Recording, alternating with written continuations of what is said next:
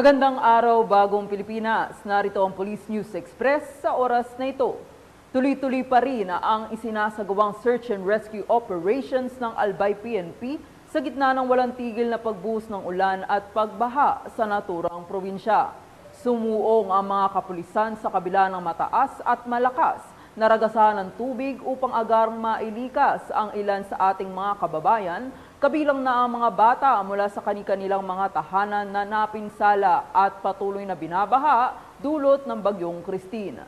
Samantala, kasalukuyan pa rin ang isinasagawang operasyon ng pambansang pulisya upang masiguro ang kaligtasan ng mga residente.